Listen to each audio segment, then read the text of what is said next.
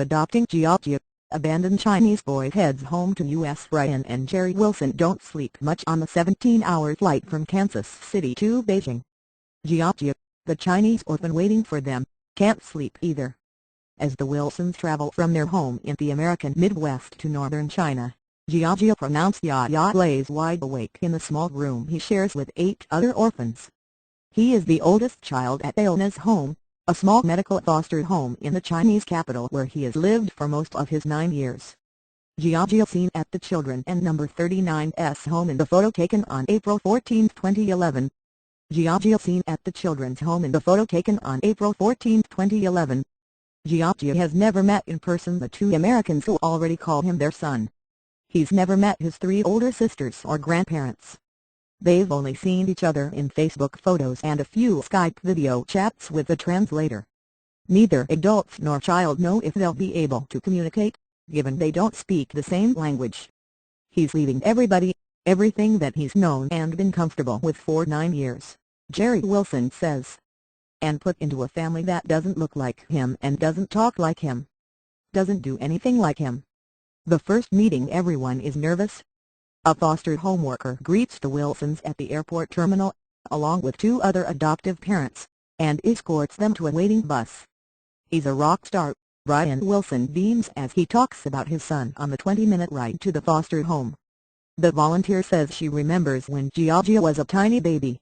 He was just 3 months old in 2006, when the orphanage says his birth parents left him outside the fertility clinic in Xinjiang, in central China's Henan province. The clinic sits in the heart of what's considered a small Chinese city, of about 6 million people. Cars and bikes whiz by as nearby street vendors sell kebabs, cell phones, and clothing. Outside the clinic's front entrance, a small wall is lined with photos. Smiling parents hold newborns the clinic has helped bring into the world. JiaJia was found on the front steps. Jeri believes JiaJia's mother did not abandon him, but saved him. Who goes to a fertility clinic except people who want children? So she left him there in hopes of somebody taking him home, Jeri says, fighting back tears. To me that showed that she loved him. She put him somewhere that he would be found and cared for. I pray for her. And I thank God for her. And I want him to know that she loved him. China's abandoned children. It's heartbreaking to imagine what JiaJia's birth parents must have gone through. The newborn had spina bifida, a spinal birth defect. His surgery would have cost the average Chinese worker up to 2 years' salary. The world's second-largest economy, with a population of 1.3 billion, still lacks an adequate social safety net despite its massive wealth. Many parents whose children are born with a disability simply can't afford medical care.